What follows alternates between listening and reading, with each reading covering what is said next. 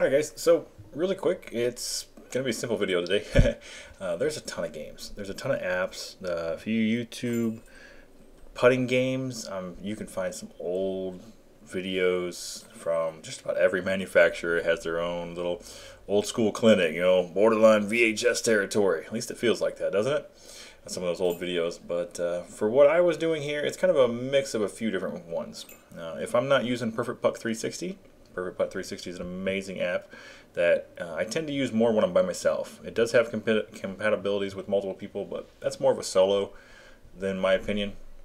But this game, what we do here is he picks a couple, I pick a couple spots. It's usually 5 stations. Whoever wins gets to pick 3, the other person gets to pick 2.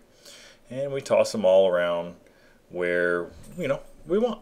And we keep it realistic. We don't want a bunch of 50, 60, 70 footers over a car, under, we keep it mostly what scenarios we're going to run into on the course. And the rule is we determine an order, 1, 2, 3, 4, 5. You start on 1, you make 2 putts, you progress, you make 1 putt, you stay. You miss both putts. This is where it gets the competition, adding the competition to the game makes it stressful. Is if you miss 2 putts, you miss both, you got to start all the way back at station 1.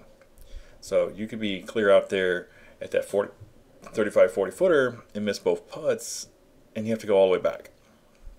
And we'll do this, and to be honest, it's not even about winning.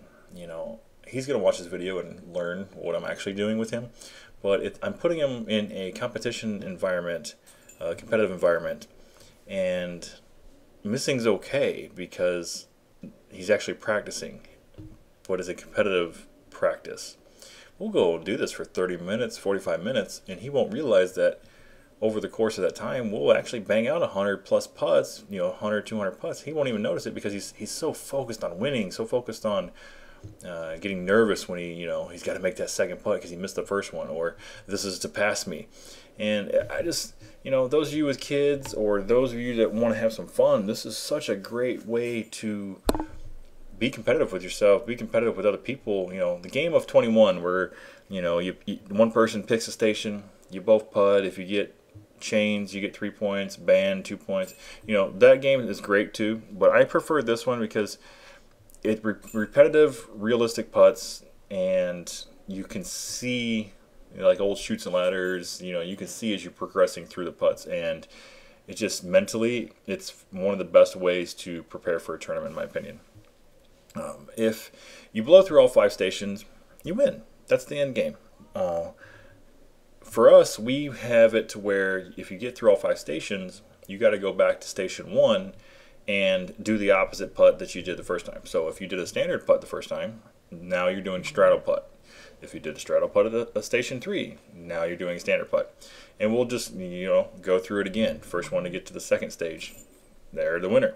Most of the time, to be honest with you guys, we just putt, and we do it usually for 30 minutes. I don't want them to get bored. I don't want them to get tired or fatigued. I want them to stay focused.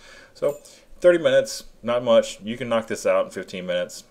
It's not much putts. If you blow right through this whole stations, all the stations, and you don't miss a putt, you the man.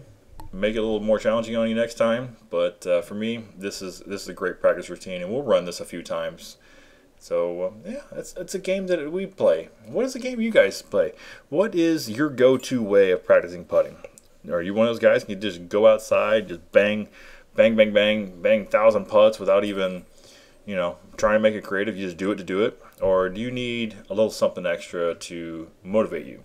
Let me know in the comment section. I look forward to hearing what you guys do to keep your putting going, because I'm going to be honest with you guys, all the throwing techniques in the world doesn't help you if you can't get the putter in the basket. You know what I mean? Alright guys, until next time, as always, remember, be better than yesterday.